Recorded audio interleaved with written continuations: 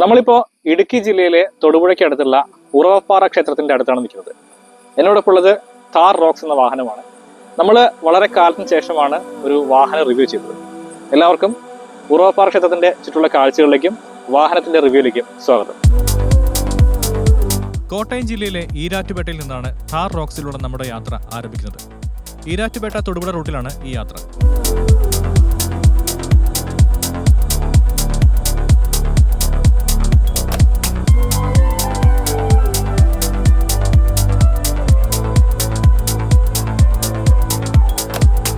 Rubber തോട്ടങ്ങളും കൊടും വളവുകളും കുത്തനെയുള്ള ഇറക്കങ്ങളും കടന്ന് മൂലമറ്റം തൊടുപുഴ റൂട്ടിൽ പ്രവേശിച്ച് വാഹനം ഓളമറ്റം എന്ന സ്ഥലത്തെത്തി. ഇവിടെ നിന്നാണ് ഉറവപ്പാറ ക്ഷേത്രം റോഡിലേക്ക് കയറുന്നത്. ഇടുങ്ങിയ റോഡിലൂടെ കുത്തനെയുള്ള കയറ്റം കയറി ഒട്ടും ആയാസമില്ലാതെയാണ് ഉറവപ്പാറയിലേക്ക് താർ റോക്സ് കയറി പോകുന്നത്.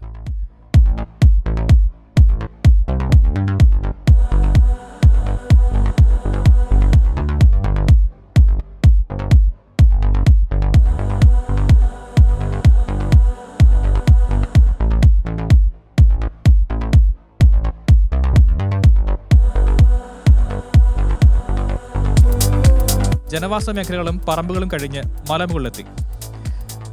ഇവിടെ മുതൽ അങ്ങോട്ട് വിശാലമായ പാറനിരപ്പാണ്.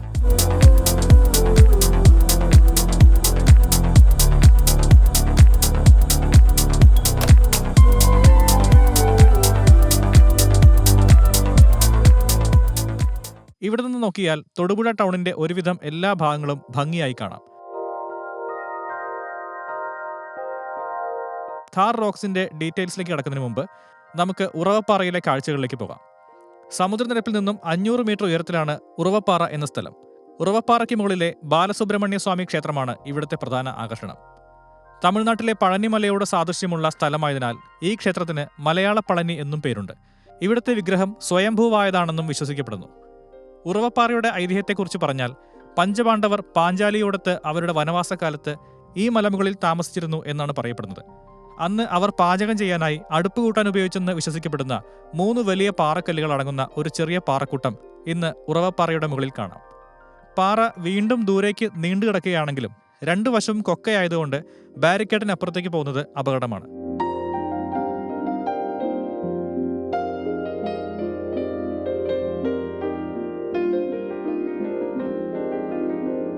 ഉറവപ്പാറയിൽ താമസിക്കുന്ന കാലത്ത് കുടിവെള്ളത്തിന് ക്ഷാമം നേരിട്ടപ്പോൾ പാണ്ഡവരിൽ ശക്തനായ ഭീമൻ പാറയിൽ ശക്തിയായി ചവിട്ടി പാറ പൊട്ടിച്ചുണ്ടാക്കിയ നീരുറവയാണ് ഈ സ്ഥലത്തിന് ഉറവപ്പാറ എന്ന പേര് വരാൻ കാരണം. ഇന്ന് പാറയുടെ ഇടതുവശത്തെ ചെരുവിലായി ഏതാണ്ട് ഭീമന്റെ കാൽപ്പാടിന് സമാനമായ ആകൃതിയിലുള്ള ആ നീരുറവ കാണാവുന്നതാണ്. പാറ വിടവിലൂടെ അഗാധമായ കുഴികൾ ഉള്ളതുകൊണ്ട് ഉറവയിലേക്ക് ഇറങ്ങാൻ അനുവാദമില്ല. ഉറവപ്പാറയിലേക്ക് നമ്മളെ എത്തിച്ച താർ റോക്സിന്റെ വളരെ ചെറിയ ഒരു ഇനീഷ്യൽ റിവ്യൂയിലേക്ക് നമുക്ക് വരാം. റോക്സിന്റെ 6 സ്പീഡ് മാനുവൽ ട്രാൻസ്മിഷനുള്ള ഡീസൽ ഓൾ വീൽ ഡ്രൈവ് മോഡലിന്റെ MX5 മോക്ക ഇന്റീരിയേഴ്സ് വേരിയന്റ് ആണ് നമ്മോടൊപ്പം ഉള്ളത്. 150 PS മാക്സിമം പവറും 330 Nm മാക്സിമം ടോർക്കും ഉൽപ്പാദിപ്പിക്കുന്ന 2.2 ലിറ്റർ എംഹോക്ക് ഡീസൽ എഞ്ചിനുള്ള വാഹനത്തിന് 18-inch അലോയ് വീൽസും 90 ഡിഗ്രി ഓപ്പണിംഗ് ഡോറുകളുമാണ് വരുന്നത്. 226 മില്ലിമീറ്റർ ഗ്രൗണ്ട് ക്ലിയറൻസ് ഉള്ള വാഹനമായതുകൊണ്ട് ഈസിയായി കയറാനും ഇറങ്ങാനും ഫുഡ് സ്റ്റെപ്പും ഗ്രാബ് ഹാൻഡിൽസും താർ റോക്സിൽ കൊടുത്തിട്ടുണ്ട്. എങ്ങനെയാണ് താർ റോക്സിലേക്ക് എത്തിയത്? 4 വീൽ ജീപ്പ് ഓടിക്കുന്നതായിരുന്നു. അതുകൊണ്ട് നമ്മളൊരു കാർ പോലത്തെ ഒരു ജീപ്പ് വേണമെന്നുള്ളൊരു താല്പര്യം ഉണ്ടായിരുന്നു. അത്യാവശ്യം ഓഫ് റോഡ് പോവുക. പിന്നെ മറ്റേ മഹീന്ദ്ര ഹൈ സ്പീഡ് എഞ്ചിൻ സാധാ ജീപ്പായിരുന്നു 4x4. അത് കുറെ ഓടിച്ചിട്ടുണ്ട്. അതിലൊരു പരിചയം വെച്ചാണ് ഇതെടുക്കാന്ന് വെച്ചത്. 3 ഡോർ താറ് നോക്കിയിരുന്നോ? 3 ഡോർ പിന്നെ ആള് കയറാനുള്ള ഒരു ബുദ്ധിമുട്ടുണ്ട്. സീറ്റ് മടക്കിയിട്ട് കയറണം, ഫ്രണ്ടിൽ കൂടെ തന്നെ കയറണമല്ലോ. അതുകൊണ്ടാണ് 5 ഡോർ കിട്ടാൻ വേണ്ടി ഒരു 2 വർഷത്തോളം, 2 വർഷമല്ല അതിൽ കൂടുതൽ കാത്തിരുന്നു. അത് കഴിഞ്ഞ് ആദ്യത്തെ ദിവസം തന്നെ ബുക്ക് ചെയ്തു. ഓപ്പൺ ചെയ്ത് ആദ്യം തന്നെ ബുക്ക് ചെയ്തു. കിട്ടിയത് 6 മാസം കഴിഞ്ഞാണ്. ഈ മഹീന്ദ്രയുടെ തന്നെ ഇപ്പം ഉപയോഗിച്ചുകൊണ്ടിരുന്നത് XUV 500. അന്നേരം അത് വെച്ച് നമ്മൾ മഹീന്ദ്ര കമ്പനി ഒരു ഇന്ത്യൻ കമ്പനി എന്നുള്ള ഇതിൽ അതിനോടൊരു താല്പര്യമുണ്ട്. അങ്ങനെയാണ് മഹീന്ദ്ര തന്നെ മേടിക്കുന്നത്.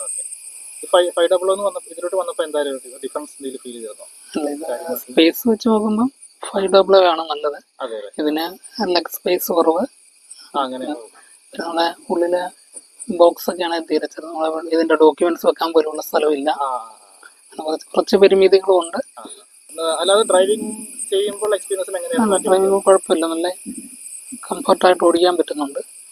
XUV 500യേക്കാളും ഇച്ചിരി കൂടെ നല്ലതാണെന്ന് തോന്നുന്നു ഈ നല്ല റോഡിലൊക്കെ. ഓഫ് റോഡിൽ കൊടുക്കം കൂടുതലുണ്ട്. പെട്ടെന്ന് പറയാൻ പറ്റുന്ന കുറച്ച് പ്ലസ് പോയിന്റ്സ് എന്തൊക്കെയാണ് വാഹനത്തിൽ? അല്ല, നമുക്ക് ഹൈറ്റ് കുറഞ്ഞവരാണെങ്കിൽ നമുക്ക് നല്ല ഓടിക്കുമ്പോൾ നല്ല റോഡ് നല്ല വ്യൂ കിട്ടുന്നുണ്ട്. നല്ല ഇച്ചിരി നല്ല ഹൈറ്റ് ഇരുന്ന് ഓടിക്കാൻ സാധാ കാർ ഓടിക്കുന്നതിൽ ഒരു സുഖമുണ്ട്. എന്തുകൊണ്ട് മാനുവൽ ഗിയർ ബോക്സിലോട്ട് വരാൻ? ഓട്ടോമാറ്റിക് ഉണ്ടെങ്കിലും എന്തുകൊണ്ട് മാനുവൽ?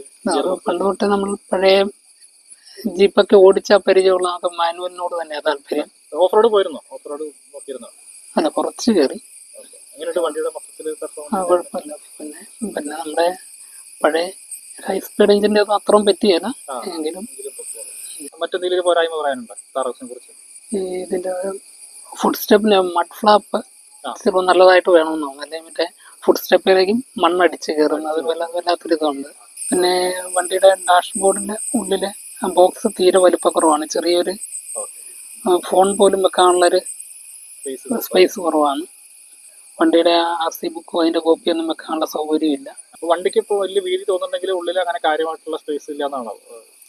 മറ്റേ XUV 500 വെച്ച് നോക്കുമ്പോഴത്തേക്ക് സ്പേസ് കുറവാണ്. എന്താണ് ബ്ലാക്കിലേക്ക് വരാനുള്ള ഒരു കാരണം? നമ്മൾ ഇത്രയും വർഷം വണ്ടി ഉപയോഗിക്കാന്നുള്ള റെഡ് തന്നെയായിരുന്നു ഉപയോഗിച്ചുകൊണ്ടിരുന്നത്. അതുകൊണ്ട് അവത്തിന്നൊരു മാറ്റം വരട്ടെന്ന് ഓർത്ത്.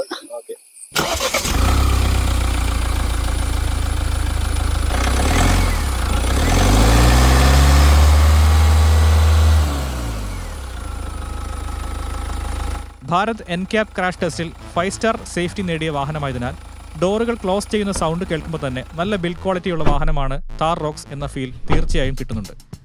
പുഷ് ബട്ടൺ സ്റ്റാർട്ട്, 4 വീലുകളിലും ഡിസ്ക് ബ്രേക്കുകൾ, idle start and stop, sunroof, ABS, EBD, brake assist, ESP, hill hold, hill descent, traction control, electronic differential lock, 6 air bags, cruise control, front and rear parking sensors, LED projector headlamp, 10.25 ഇഞ്ചിന്റെ infotainment system എന്നിങ്ങനെ അത്യാവശ്യം വേണ്ട എല്ലാ ഫീച്ചേഴ്സും Thar റോക്സിന്റെ MX5 വേരിയന്റിൽ ലഭ്യമാണ്.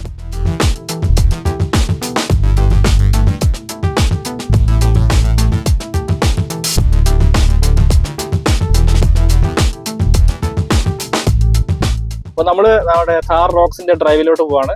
അപ്പോൾ ഡ്രൈവിങ്ങിന് മുമ്പ് നിർബന്ധമായിട്ടും സീറ്റ് ബെൽറ്റ് ധരിക്കുക.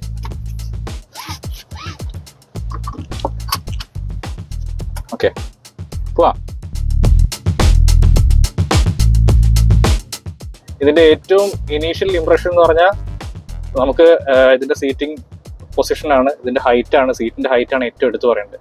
നമുക്ക് റോഡൊക്കെ നല്ല വിശാലമായിട്ട് കാണാം. നമ്മൾ റോഡിലൂടെ ഒരു രാജാവിനെ പോലെ ഇങ്ങനെ പോകുന്ന പോലൊരു ഫീലൊക്കെയാണ്. എംഹോക്ക് എഞ്ചിനെ കുറിച്ച് പ്രത്യേകം പറയേണ്ട ആവശ്യമില്ല. നല്ല പെർഫോമൻസും ഒക്കെ ഉള്ള എഞ്ചിനാണ്. മാത്രമല്ല മഹീന്ദ്രയുടെ ഡീസൽ എഞ്ചിനുകൾ നല്ല റിഫൈൻമെന്റ് ഉള്ള എഞ്ചിനുകളാണ് ഇപ്പോൾ.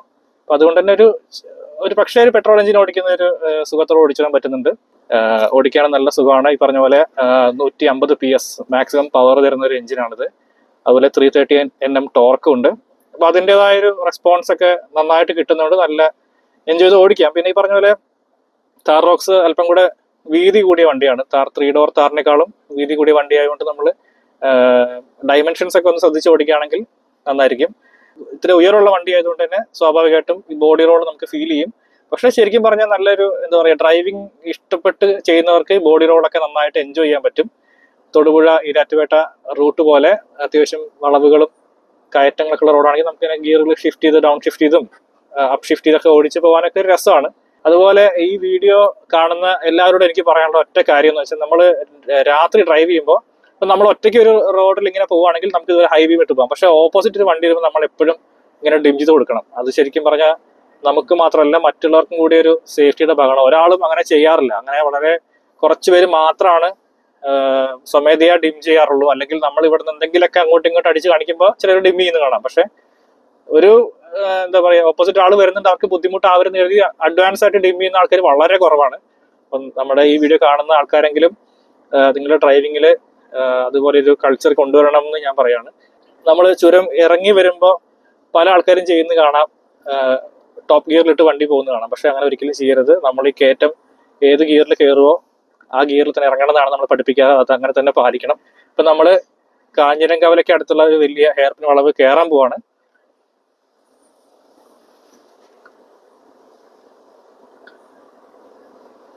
അപ്പൊ നമുക്ക് നമ്മുടെ ഡ്രൈവ് കണ്ടിന്യൂ ചെയ്യാം. എന്തായാലും താർ റോക്സിന്റെ ഒരു വീഡിയോ നിങ്ങൾക്ക് ഇഷ്ടപ്പെട്ടു എന്ന് കരുതുന്നു. വളരെ ചെറിയ വീഡിയോ ആണ്. നമ്മൾ ഈ വാഹനം കൊണ്ട് ഇനിയും ധാരാളം വീഡിയോസ് ഇനി ചെയ്യാൻ പറ്റും എന്ന് പ്രതീക്ഷിക്കുന്നു. അപ്പൊ എന്തായാലും ഈ വീഡിയോ കണ്ട എല്ലാവർക്കും നന്ദി. നമുക്ക് അടുത്ത യാത്രയിൽ നമുക്ക് വീണ്ടും കാണാം. അതുവരെ the sound man signing off.